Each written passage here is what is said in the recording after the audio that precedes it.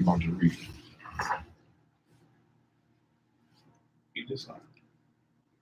Shalom, shalom, everybody. Welcome back. Welcome back. How y'all doing today, man? Shalom. Welcome back to Reading with Shilo. Today. Welcome back to Reading to Daisy. Yeah. Today, we're going to jump back into the next two chapters of Reading with Shilo of Barak and Deborah. Barak and Deborah united by Dr. Mary L. Windsor and Dr. Rudolph R. Windsor.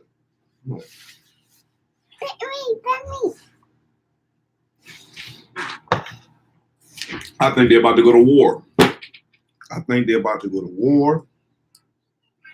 So we're going to read and see what's going on with Barak and Deborah. You got an apple? I got an apple. Will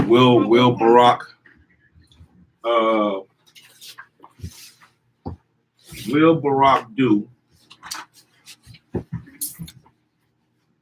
what he needs to do? Hold on, son.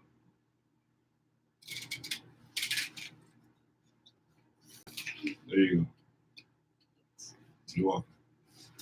Will Barak do what he needs to do? Because he's still trying to get with Deborah now that he knows that Deborah's husband, or Caleb, her brother-in-law, is dead. Or gave her the ghost. Give me this one, please. My bad. Here you go.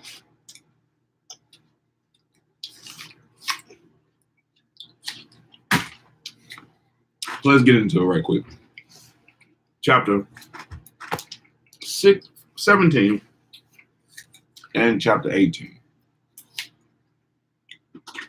Shalom, shalom, spiritual conversations. We'll get right into it.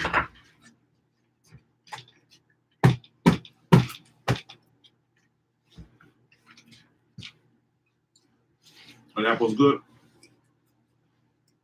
Now y'all gonna have to see. Y'all got your apples? Go sit down. Sit over there and eat them. Sit over there on the sofa and eat them, sirs.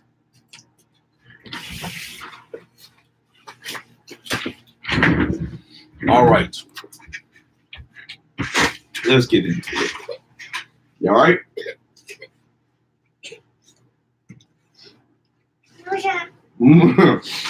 Hope so. Chapter 17 and 18.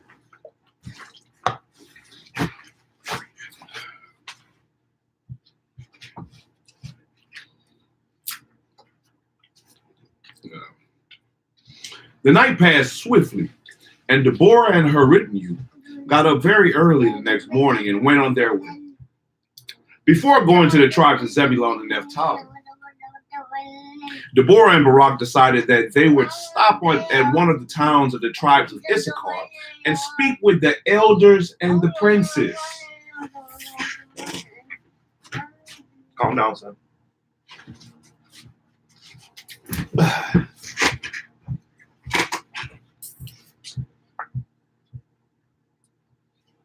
This she thought would be proper in view of the fact that the Lord told Deborah to tell Barak to take the Hebrew army to Mount Tabor, which belongs to the tribe of Issachar.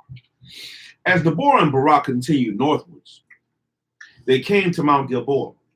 They stayed close to this mountain so they would have a place to hide in the event that they encounter a Canaanite patrol.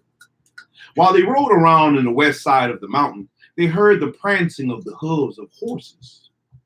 Then Barak took Deborah and led her behind the ridges and boulders along the edge of the mountain and gave his instructions to his soldiers to hide. Nakshan, quickly take your horse and Sarah's donkey and hide behind that ridge over there. Hearing the galloping of the approaching horses, Barak's horse became skittish and gave a whining sound. Then Barak urged Nakshan to keep the animals quiet. Quickly, Sarah, go over there, Nakshan exhorted her. Barak and Deborah was pressed for time.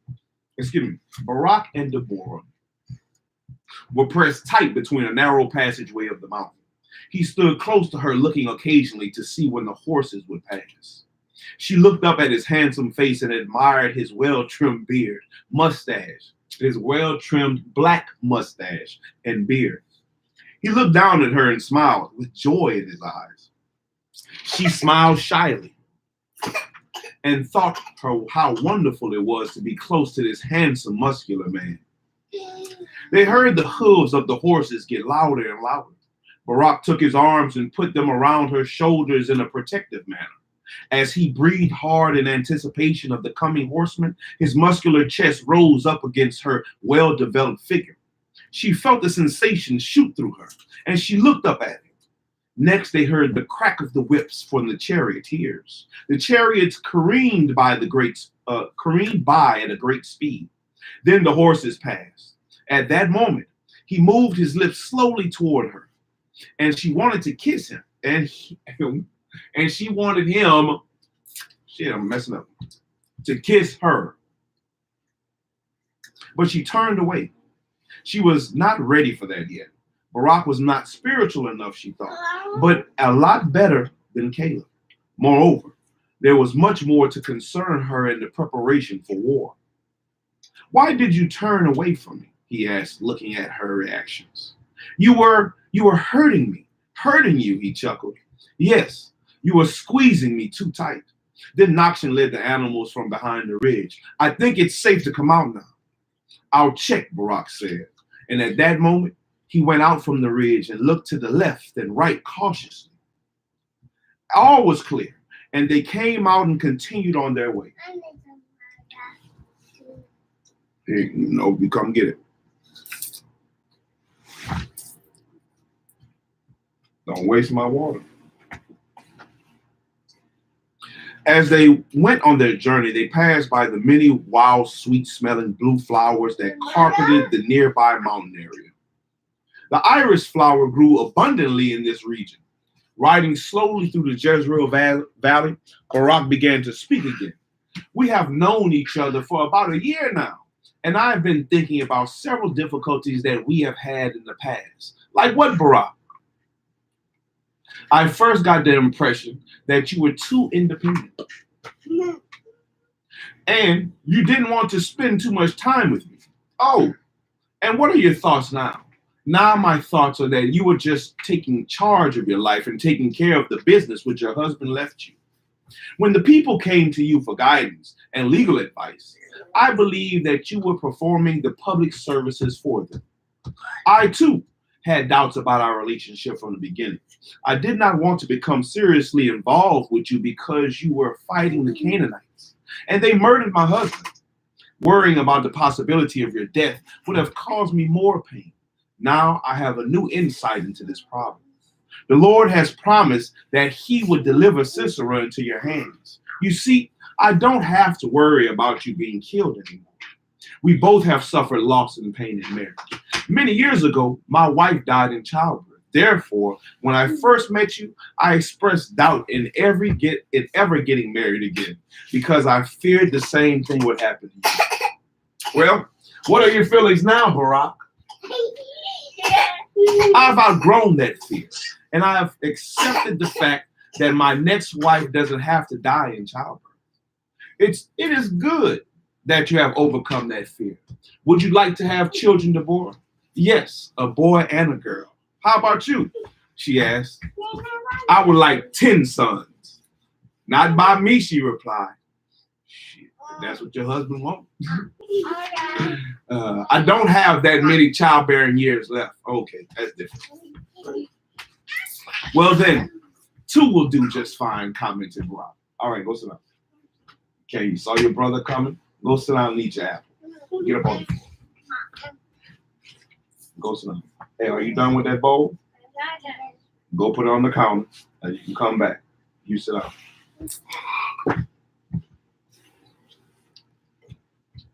Thank you, sir. As Deborah and Barak traveled on the road past Mount Morah, they saw a group of people burying one of their dead. The group was standing about 20 cubits away from the main road. The body of the man was lying near the grave, wrapped in a white shroud. Then the elder spoke his last words. His spirit returns to God who gave it. May he rest in peace. A woman kneeled down and leaned over the body. Joseph, don't leave me, she cried. Please don't leave me. Don't leave. she said, grabbing hold of his body. A few moments later, two women came over and led the woman gently away from the body, and four men took hold of the body, laid it on the ropes, and lowered the corpse down into the grave. Then the elder repeated the requiem chant and recited the traditional Hebrew axiom. Then shall the dust return to the earth as it was, and the spirit shall return to God who gave it. While Deborah listened and watched what was happening, she knew that the soul spirit of the dead man was hovering over the grave. She turned to Barak. I can hear his voice, she mumbled. Voice? Whose voice? Asked Barak. I can hear the spirit voice of the dead man. Barak looked at her as if she had lost her mind. What is the voice saying?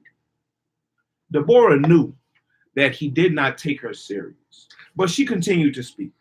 The voice said to his crying wife, my soul is hovering from above and looking down at you. The body that I once had is not my true self, my dear wife. It is nothing but disposable matter, made from fruits, vegetables, nuts, water, and bread, which will rot and the worms will eat. Again, Deborah said to Barak. His wife didn't hear a word he was saying because she is not in tune with his spirit, and she was in much emotional pain. Deborah, the words you just said are very deep and have great meaning. Are you going to tell his wife what you heard? No, she answered, looking like she was in a trance. She is not ready to receive this just yet. She is not ready yet, my lady, Sarah probed. The widow is in no condition to listen. Perhaps she will in the future when she is in a better state of mind. If she seeks answers, she will find them when she has an open mind. Now let us continue on our journey. Finally, they came to the city of Deborah, which is located on the northwest side of Mount Tabor. As they rode through the village and the town, the people asked one another, isn't that Deborah and Barak? The news traveled fast, and soon there was a crowd following them. Some of the women were singing and beating their tambourines. Then a chant began with cadence. Deborah, Deborah, Barak, Barak. The people gathered on both sides of them. They could hardly get through. Barak asked one of the men, where is the meeting house of the elders and princes? It is the pretty stone building on the right, said the man. The crowd even got larger, and some of the spectators began to circle Deborah and Barak, singing, dancing, and beating the tambourines. As the women sang, some of them gave Barak a flirting eye and big smiles. I see that you are well thought of, commented Deborah. Oh, a little bit, he replied modestly. Finally, they came to the meeting house of the elders. Deborah and Barak turned around and faced the crowd. We thank you for the reception and love. What news do you bring us? Shouted a man from the crowd. Yes, tell us, Barak. What brings you here? Asked the woman. We can't tell you now, but we will in due time. We must first consult with the elders and the princes, Deborah assured them. The only thing that we can tell you now is that we are in an important mission, Barak informed them. Are you on a war mission, Barak? Asked another man. Because Deborah, the prophetess, came here with our top military officer. We think that you are here on war business. Tell us, Barak, are you going to take our sons to war? No comment, he said, as he took Deborah by her arm and escorted her to her inside. Deborah and Barak sat down with the local elders in the city of Deborah. Deborah was in the territory of the tribe of Issachar, and this tribe gave the city of Deborah to the Gershonite Levites. Deborah.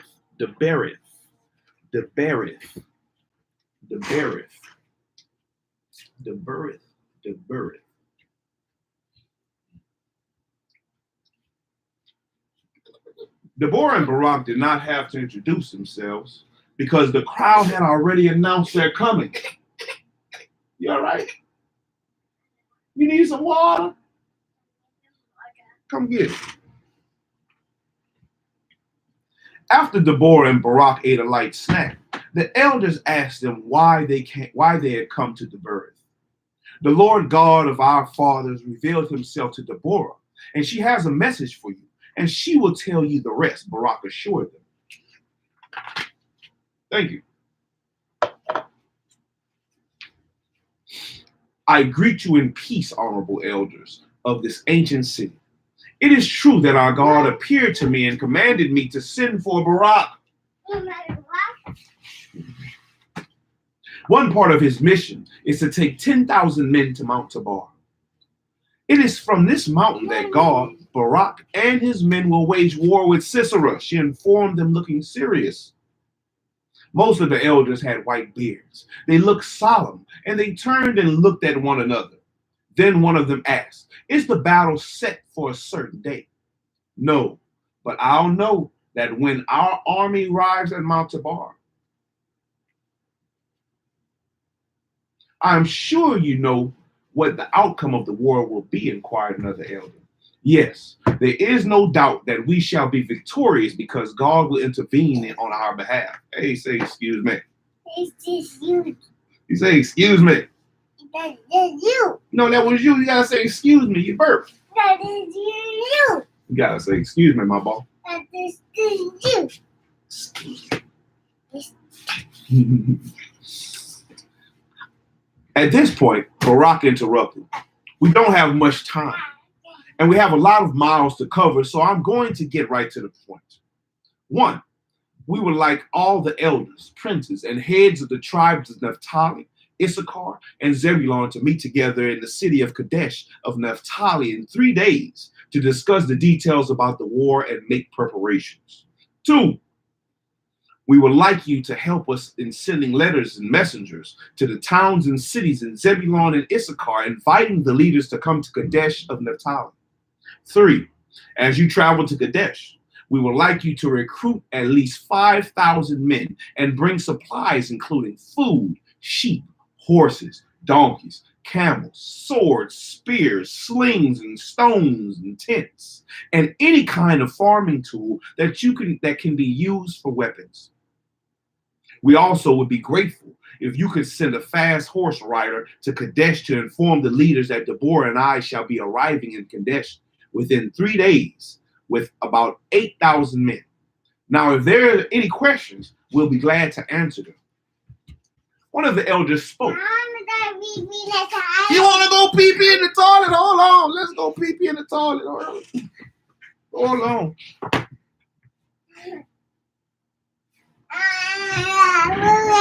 Hold on. Give me a second. Come on, let's go pee. Hurry up. Hurry up. Hurry up. Hurry up.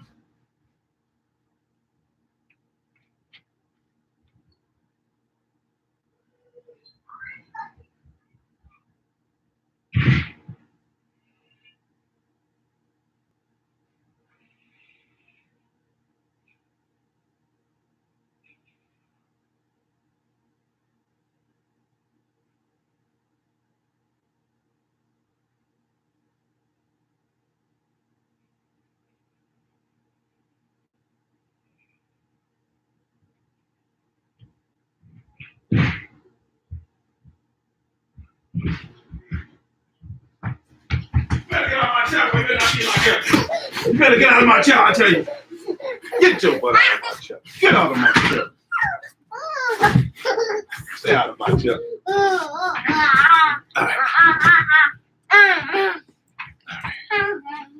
All right.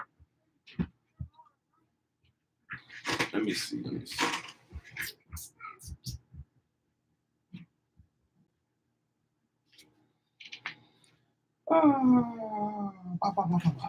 One of the elders spoke. "General Barak, you mentioned that we shall be taking about 8,000 soldiers to the city of Kadesh. Don't you think that it would be better to leave the majority of our soldiers in this area since we are closer to Mount Tabor rather than to march them on a 3-day journey to Kadesh?" At first I thought about that, but after reconsideration, I came to another conclusion. As our soldiers march to Kadesh, the people will be encouraged seeing our growing numbers. The march will build physical stamina and discipline. Moreover, the new recruits will require the experience of taking orders from the regimental commanders. Most of all, Sisera's spy network keeps a close eye on our troop movements. And when they see us marching to the north away from Mount Tabor, This will disguise our true intentions. I have a question, said another of the elders. How long will the war last? Maybe the prophetess Deborah can answer that question, replied Barak, as he looked toward her. The main battle will last about a day, but after that, there will be pursuits after the fleeing army to other areas. Well, Deborah, you have been right in the past. I hope you're right this time, because we don't have the means to fight a prolonged war, commented the elder who had not spoken until now. After consultation with the elders, Barak began to end the discussion. I want to thank all of you for your time and cooperation on behalf of our people during these troubled times, or these terrible times. In addition, I want our honorable elders to treat this matter as top secret, especially the place where our army will meet. Again, I want to thank you for giving up your precious time. Shortly after, the chief elder spoke up. You are staying for a night, aren't you? He asked, rolling his eyes from side to side, looking at both of them. At that moment, Deborah and Barak just smiled. Good, the elder said. We'll prepare supper and quarters for all 4 of you and your 10 soldiers. Did you see? Did we say we were staying, elder? Asked Barak, scratching his head. No, not a word, but your smile spoke for you. Why do you ask? You don't like our company? Your company is just great, elder, said Barak, shaking his head up and down. When Barak and Deborah and the elders had finished talking, they heard the commotion outside, and there was a knock on the door. One of the elders opened the door, and the crowd of people stood outside. A middle-aged woman stood there crying and exhausted. She began to speak. My family, she could not get all the words out because she was hungry, thirsty, and exhausted from running through the Zebulun hills. Calm yourself, my dear. What happened to your family? Asked one of the elders. Sisera and his soldiers came into our village during the night and killed everybody. All of my family is dead, she sobbed bitterly, dropping her head into her hands. After that, Deborah and Barak approached her slowly. What is your name? And what village did this slaughter take place? Asked Barak. She raised her head slowly with tears running down her cheeks. My name is Mara. Our village was located about 5,000 cubits east of the city of Nahalo in the Zebulun hills.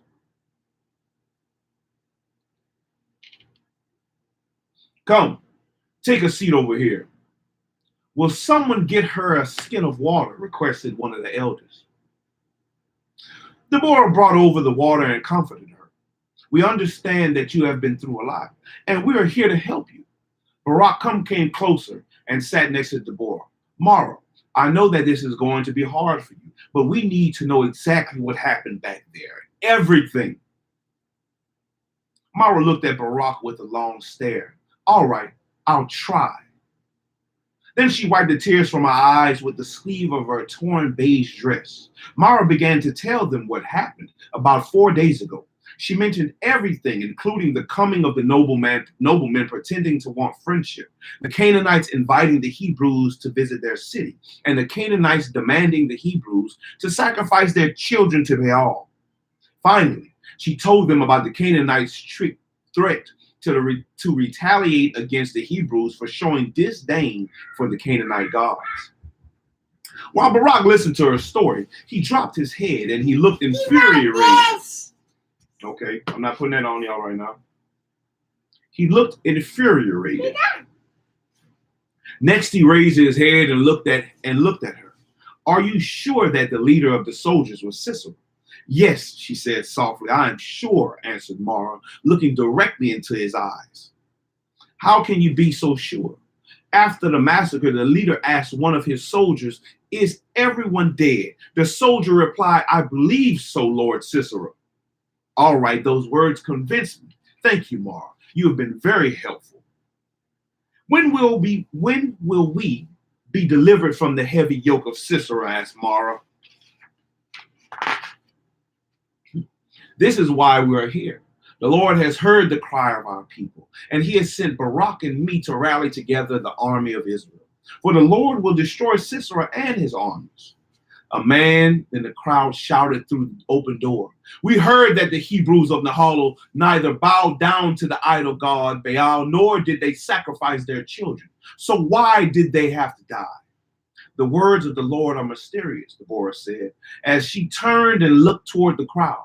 Your question is hard to answer, but if you be patient and seek the Lord in sincerity, he will reveal the secret things in his due time. She continued. Sometimes the Lord causes us to endure bitter pain in order to improve our character. We must look within ourselves for the answer. Deborah, you said that our deliverance will come soon, but it seems that we are suffering more now than before. Why? Asked Mara. Deborah thought for a moment. A new nation is soon to be born. Can a woman give birth without pain? Our people cannot give birth to a newborn freedom without suffering. That is like Spider-Man, Daddy. Huh? That is Spider-Man. That's not no Spider-Man, boy. A new nation is soon to be born. Can a woman give birth without pain? Our people cannot give birth to the newborn freedom without suffering. For our grievous pain will come from our grievous pain will come forth a deliverance and liberty which will echo throughout the centuries.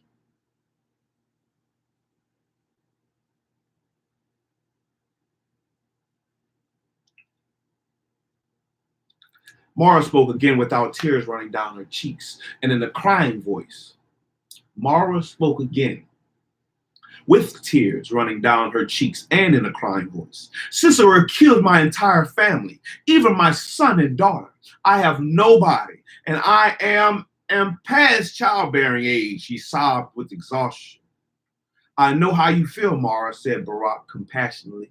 Sisera also murdered my mother. What can I do, Deborah? What? Deborah looked at her with compassion and a long stare. Do you want the truth? Yes, the truth, answered Mara, wiping the tears from her blinking eyelids. Well then, here is the God-given truth. There are orphans among our people who don't have mothers or fathers. Adopt a son and a daughter and be a mother to them. Raise them as your own and give them joy and love. Then in return, they will give you joy and love. But how can I raise children by myself without a husband? Deborah took her by the hand. The Lord and I shall help you until you are able to find a husband. Until then, you can stay with me. Oh, Mara, your dress is ripped in various places. I know I tore it in several places when I ran frantically through the woods. At that moment, Deborah turned towards the crowd. Would someone ask around and see if the ladies have any clothes to spare? Shortly thereafter, a group of ladies returned with some clothes for Mara, and Deborah gave them to her. Thank you, Deborah. I trust you. After that, several elders agreed to help Mara. Suddenly, a third elder looked at the general. Then Barak nodded his head in consent. Yes, I shall help you also. Meanwhile, Deborah turned away from the elders and faced Mara. You see, the Lord has already made a way for you. Everything you say sounds pleasing to my ears, agreed Mara. But I am older now, and what man is going to want me? I do not even have enough gerahs to purchase makeup. Deborah then assured her, you don't need any makeup. You don't need any makeup. Stop trying to snatch somebody up with the fakeness. You don't need any makeup. She don't have enough gerahs.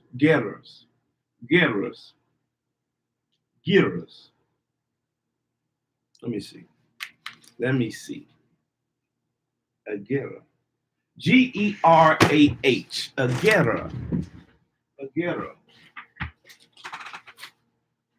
Let me see if it's in here.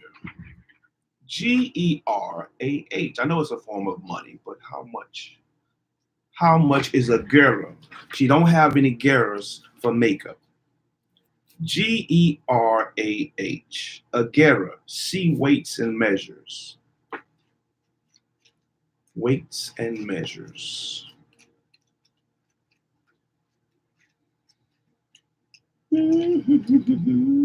W. Come on, W.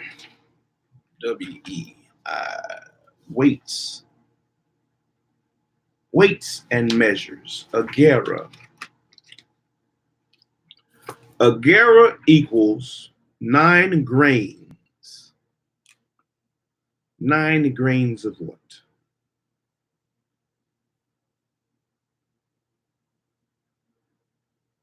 9 grains. A gerah. Hebrew equals. Gerah is the least. Gerah looks like the common shekel. The common shekel comparative value. A talent is 9 minas. 60 minas.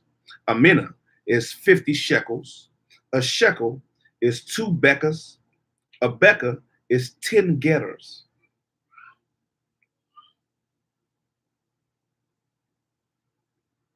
So she really don't have pennies, is what she's saying. She don't even have pennies to buy makeup. Gerahs.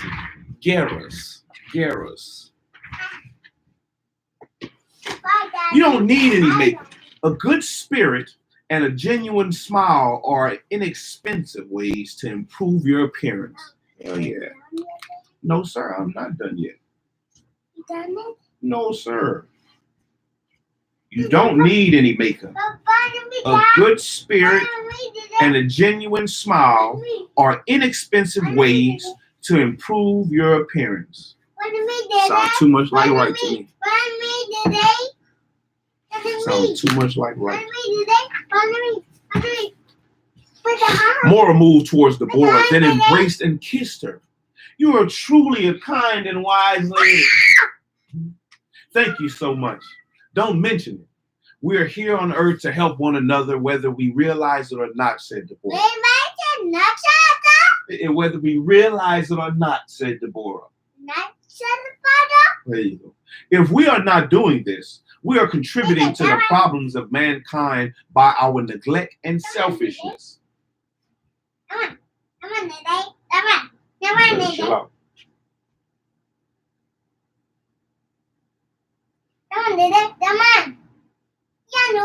Barak spoke up. Deborah, in light of what has happened to the village of Nahalal and Tamara, I think that you should take another swordsman with you for protection. I thank you, Barak, but for being concerned about me. However, if there is any danger, the Lord will send his angels. Well, I would feel a little better if you would take an extra guard anyway, just in case the angels are a little bit late, he said, in a lighthearted way. Deborah received his words with mixed emotions and chose to remain silent. Remain silent. Chapter 18. After enjoying the great hospitality from the elders of the city of Deborah, the next morning Deborah and Barak set out for the city of Kadesh. Traveling to Kadesh, she was concerned about her appearance and whether Barak's father would like her. This is where Barak grew up, and it was a special city from all other cities in the province of Naphtali. First, it was a special city because it was a fortified one. In addition to that, it was a Levite city and the city of refuge. Before a city of refuge. Refuge. Refuge. Daddy. Before Moses and Joshua died, they had designated 6 cities in the land of Canaan as cities of refuge where a manslayer could flee if he killed someone accidentally. At these cities, the manslayer could live without fear of the avenger of blood until his case came up in court. The city of Kadesh was located in the Upper Galilee, northwest of Lake Merom, now called Lake Haler, not far from the Jordan River. As Deborah and Barak traveled from the city of Deborah to Kadesh, Barak picked up 250 soldiers from the Zebulun Naphtali garrison to accompany him. On the third day after they left Deborah, just before they entered the city of Kadesh, they stopped at the spring and set up a tent so that they could freshen up and change clothes. After they changed their clothes, they continued on their journey along. After they changed their clothes, they continued along their journey. Along the side of the road were many people waiting for the arrival of Deborah and Barak. They clapped their hands. They made a yodel-like sound with their tongues and chanted, Barak, Barak, Deborah, Deborah, Barak, Barak, Deborah, Deborah. They chanted repeatedly. The people came out in large crowds dressed in their best garments because they wanted to see their prince, Barak, and the famous prophetess Deborah. He was their general who was fighting their enemies, the Canaanites. I didn't expect to get this reception like this, said Deborah, looking at his medium blue tunic in admiration. This is how we do things here in Naphtali, he said, bragging. The men, women, and children continued to wave at Deborah and Barak as they passed. While they rode on their horses and donkeys, they returned the waves with enthusiastic smiles. As they rode along the main road, Deborah welcomed the joy of her people. In the background, there were stately mountains of Naphtali, laden with tall evergreen trees and the fresh green grass of the springtime. On the right side, what? Green, yes. Man, you made me lose my spot, Mr. Man. That's orange. Orange. Orange, that's right. Orange. Because I'm on the wrong page.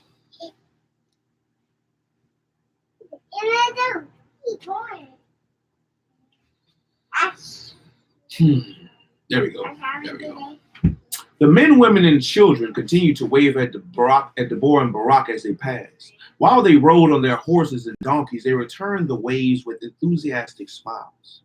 As they rode along the main road, Deborah welcomed the joy of her people. And in the background, there were the stately mountains of Naphtali, laden with tall green evergreen trees and the fresh green grass of the springtime. On the right side of the road, they saw the green grass in a valley that led down the Jordan River. Do you see the large house over against the mountain, asked Barak? Do you mean the white one to the left? Yes, that is where I live. It is beautiful, Barak. I like the courtyard that surrounds it and the side stairs that go up to the roof and terrace. Thank you. If I had more time, I would show you around my entire property. That is so thoughtful of you, Barak. But there will be another time. Looking around in the distance, Deborah asked, who owns these sheep and goats over here? They belong to me. Barak, how many do you have? At the last count, there were 1,655 sheep, 945 goats, 53 horses, 20 camels, 15 asses, and 24 yokes of oxen.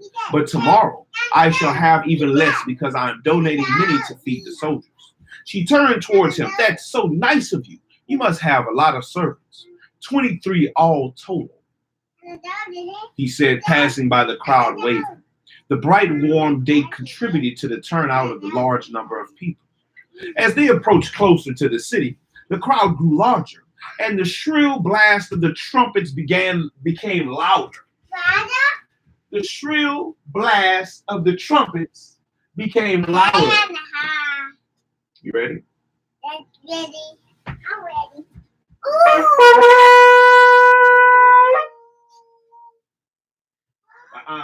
Like an elephant.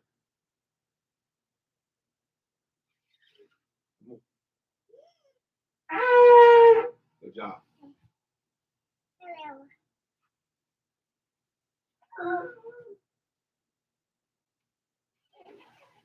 Almost. Come on.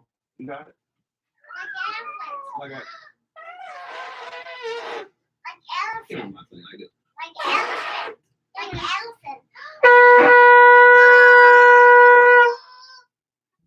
The shrill sound of the trumpets became louder.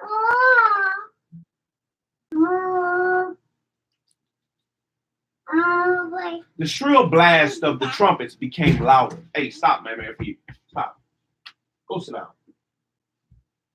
Where's your horns? Don't bring my horns. Go get your horns. Go get them. The shrill blast of the trumpets became louder. Is your father going to be in the city? Deborah asked, hoping that she looked presentable enough. I think he will be. He usually attends these kinds of functions. Well, being head of his tribe, I would think that he'd have to attend, she remarked as they passed through the main gates. By the way, do you think he'll like me? Yes, Barak assured her. He will love and adore you. Oh, she remarked, expressing surprise as he continued to wave to the crowd. Then they came to the open plaza where thousands of people were waiting.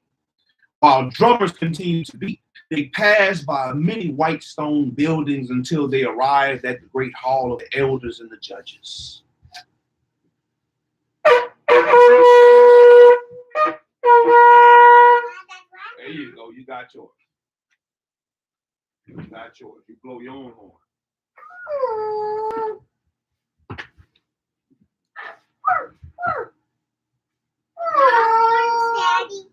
Good. Wrong horn. Switch horns. Switch horns.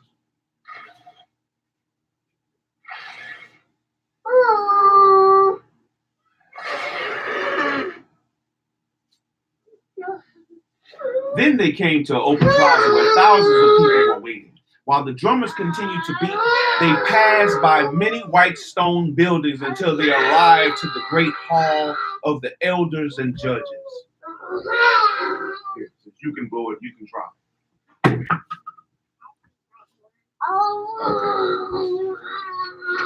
The elders and judges stood in line on the stone steps of the front of the hall, waiting for the arrival of Deborah and Barak. When Barak came within 10 cubits of one of the stone steps, he dismounted and went over to Deborah and helped her off the donkey. Walk with me over to the lower steps and wait here and wait there. Then I shall ascend the steps and greet my father and the elders. Afterwards, good job.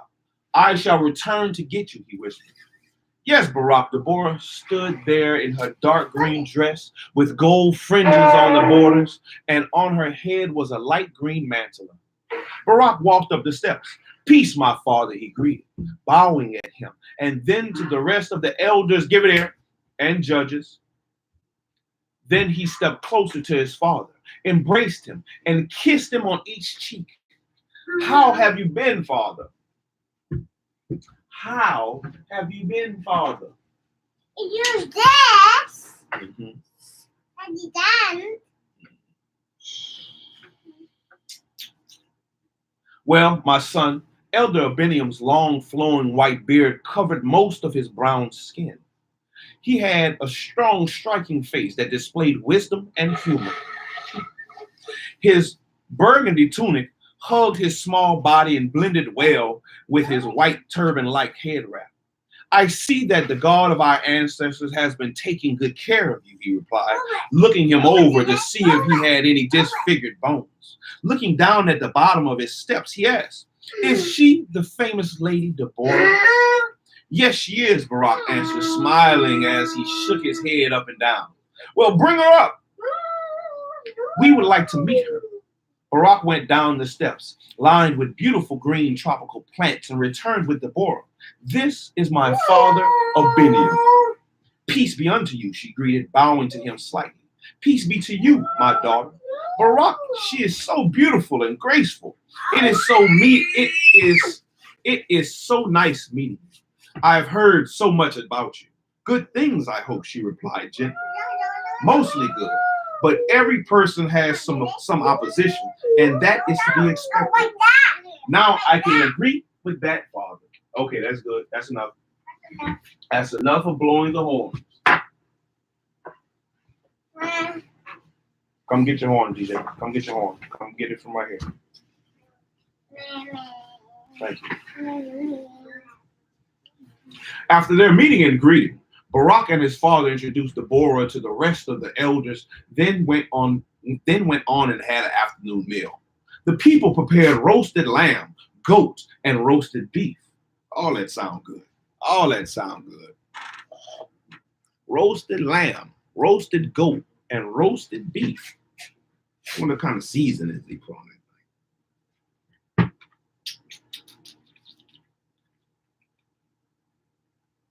Deborah and Barak could smell the aroma in the spring air.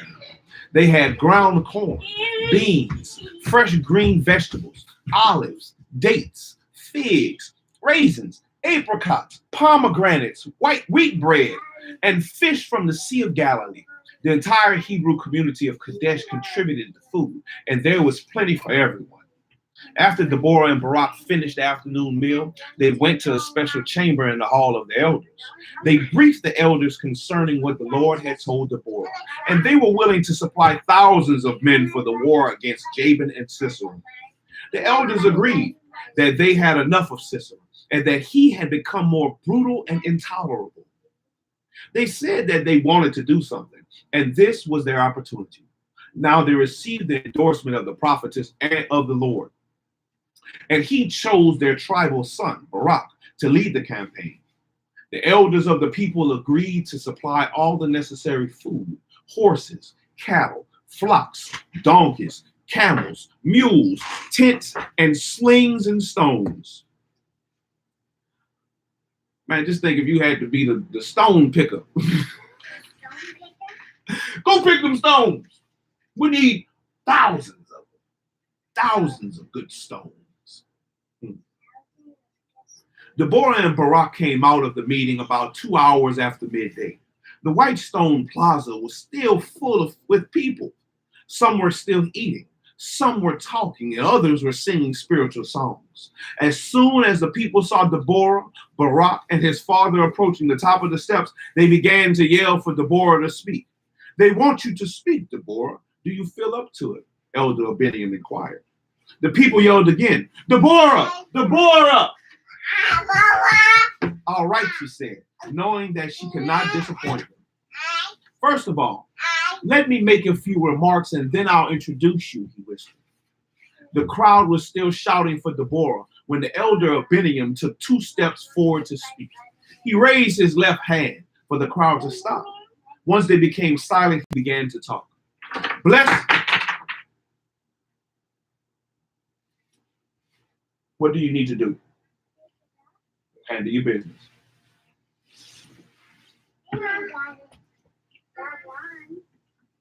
Get all of them. Get the other one, DJ. This is the night. Yes, sir. That is the night. That is correct. Put it back up there on your side. Yes, sir. No, put it back on yours. It doesn't. Yes, right there. That's fine. Don't put it up there. Put it. You took it. Leave it there. Put it next to your other pieces that you took. Yes, sir. That's fine. Grab the bishop on the other side. Get the bishop. The bishop over there on the other side that man put where it doesn't belong. Yes, sir.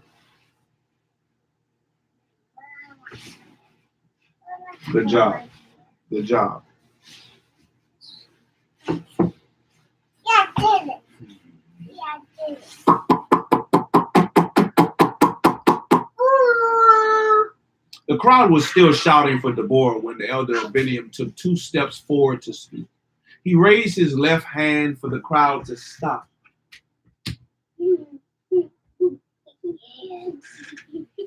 Once they became silent, he began to talk.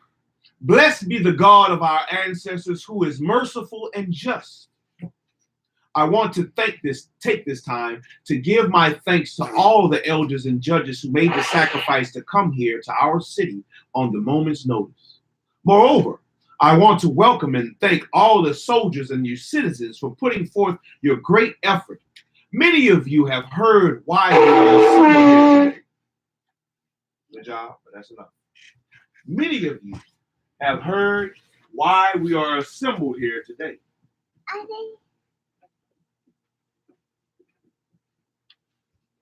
I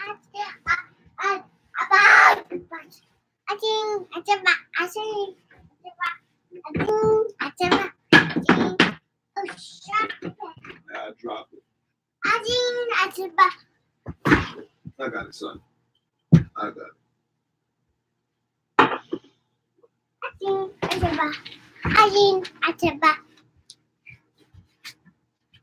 Get out of my space.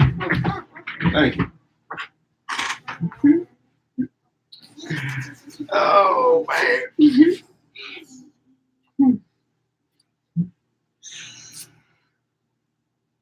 Many of you have heard why we are assembled here today.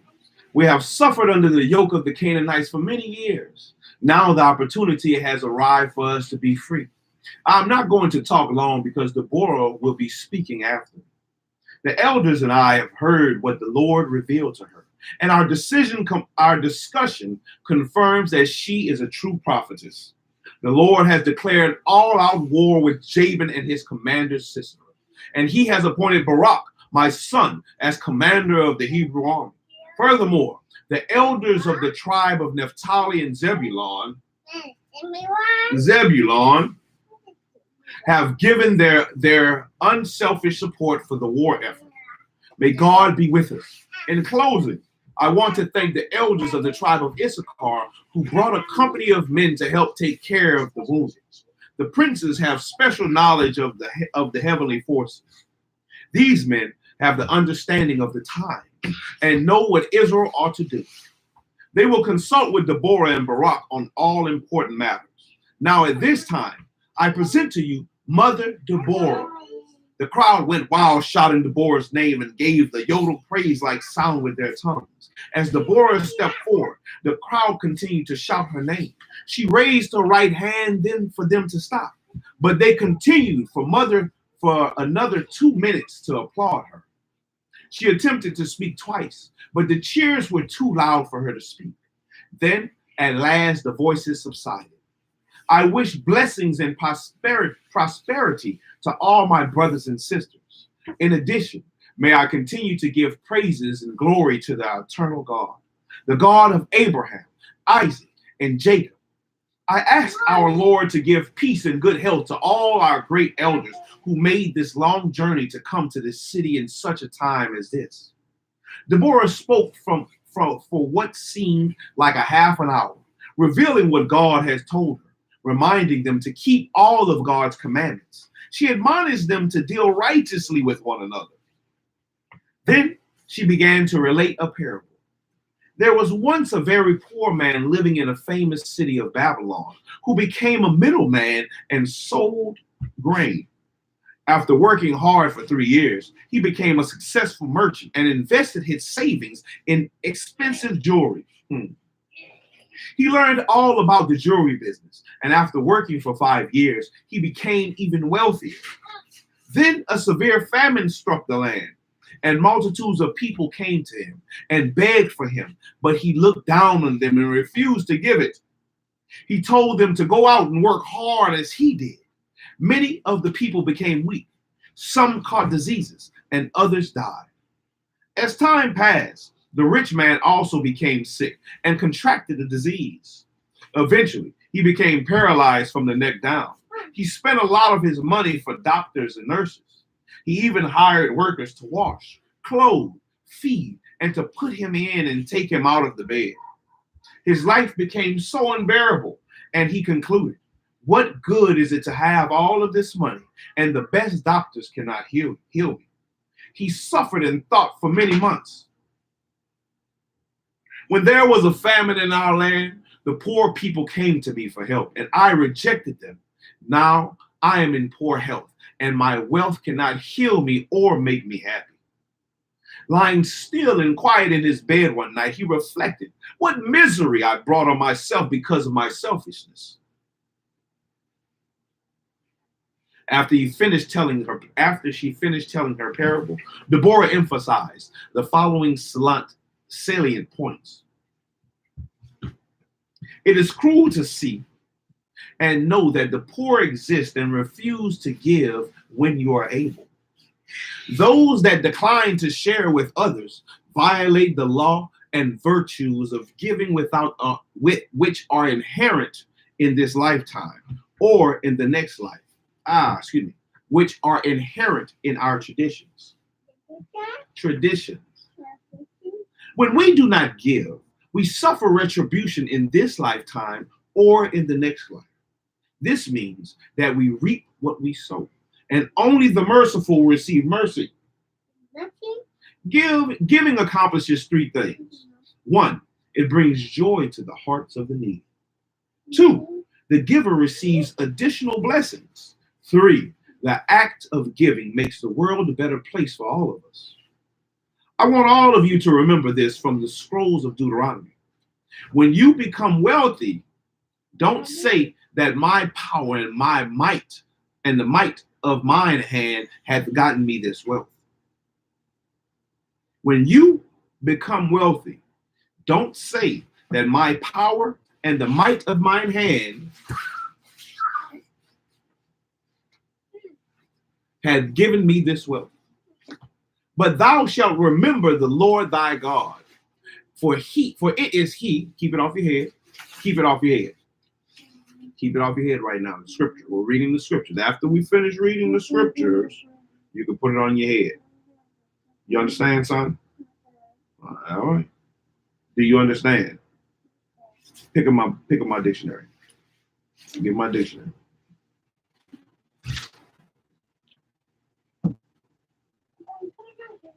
For it is he that giveth the power and good wealth. DJ, take it off your head. Thank you. Her speech was interrupted 4 times by cheers and great applause.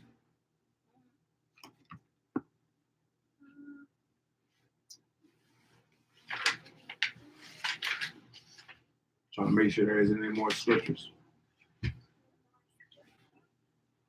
Go ahead, you can put it back on your head.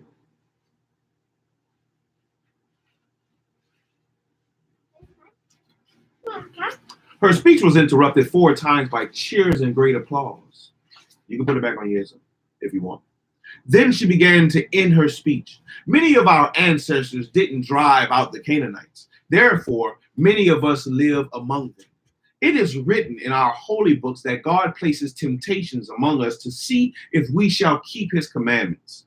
Even though you live among the Canaanites, don't be tempted to copy after them because only the unaware and the misguided copy the bad traits of others to the detriment of themselves and to society.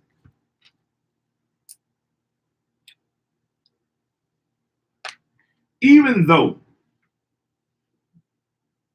we live among the Canaanites, don't be tempted to copy after them because only the unaware and the misguided copy the bad traits of others to the detriment of themselves and to society. They worship idol gods, commit incest, cohabitate with animals, sacrifice and burn their sons and daughters in the fire of their gods, and they cut and make markings on their flesh. We must resist temptation and not become like them. Because they did these things, our God defeated them in the past and will defeat them again very soon. Continue, Deborah, shouted a man in the crowd. Now I have a few words about Sisera. Even though he oppresses us, remember that God raised him up to punish us for our disobedience. We should not put all the blame on Sisera because some of the fault lies in ourselves. We can correct this by doing what is right. At this season, God has heard our prayers, and he has decided that 20 years of punishment is enough. In order to redeem you, God chose Barak and me to be your leaders. As I close, I want to remind you that when we go to war against Sisera and defeat him, the victory belongs to God. So let us give him the glory. Hallelujah, hallelujah, hallelujah, hallelujah, repeated the crowd. When Deborah finished her speech, the crowd erupted in great applause and began to cheer her enthusiastically. Finally, the crowd went automatically into groups of folk-like dances. They sang as they danced, praising God for answering their prayer and for sending them Deborah and Barak. Not being able to resist the Ganti, Deborah and Barak joined in with the circle of dancers. They went round in the circle. They took 2 steps backward and 2 steps forward, and they danced to the rhythm of the drum and the tambourines as they clapped. They looked at one another with joy in their hearts, smiling and teasing each other. And it had been a long time since she had enjoyed herself with such jubilation. It was lit. It was lit. They stopped dancing and walked away together from the crowd. Oh, it was so wonderful, she remarked, looking up at him and panting for being out of breath. Yes, it has been years since I've danced like this. I believe it was at one of the Sukkot festivals. You know, Barak, I enjoyed myself from the time we arrived at the city of Deborah until now. The countryside is so beautiful. Your people have been very warm, friendly, and receptive. Even your father is sensitive and kind, she said, patting him on his chest softly with the palm of her hand. Well, thank you, Deborah. And you've made me feel like I'm 15 years younger, she admitted. You have made me feel alive again. Well, you know it doesn't have to end. Then Barak looked over the crowd and both of them remained silent for a moment. Finally, he looked down at her and joy surged through him. He took her by the hand and said softly, I love you, Deborah. I want you to be my wife. Deborah, will you? Oh, Barak, you're a good man. You came from a good family, but it's still too early to think about marriage. Then she turned and looked away. You were going to marry Caleb, and he is gone. Now, what is there to stand in our way? He asked as he looked into her eyes. That was different. The war will be starting soon, and there are a few things that remain uncertain. In regards to my question, Deborah, is that a yes or no? He inquired. It isn't a yes or a no. It is a go slow. We don't have to make any definite promises right now, do we? No, but I think we should be able to make a decision soon after the war. Now, I can agree on that. Deborah was glad that Barak asked her to marry him. It proved his good intentions, she thought, and her journey to his hometown showed a more positive side of his life that she liked. However, there was one thing that held her back from committing herself. She felt that his spiritual faith was questionable. In view of this, she wanted to give herself more time to see how that worked out. The following day, Barak met with his regiment commanders. They made preparations and drew up plans for the journey. Then Barak sent an advanced detachment of 500 men to take control of Mount Tabor. After the priests, elders, and soldiers were ready, Barak shouted, "Tonight we march." Moreover, the princes of the tribe of Issachar were with Deborah and Barak when they arrived at Mount Tabor 3 days later. That was chapter 17 and chapter 18. Yes, sir. Yes, sir. We're done reading chapter 17 and 18 of Barak and Deborah United by Mary L. Windsor and Dr. Rudolph R. It is a dinosaur, sir. We are almost into the 20s. We're almost into the 20s. The book has 25 chapters. So we are almost done, man. We are almost done. We only got a little bit left. Couple of days. His name is Bob. Let me see. Bob and 19 and 20. and Kevin. If we come back later Bob and read 19 and 20, Stuart. we'll come back tomorrow, read 21 and 22.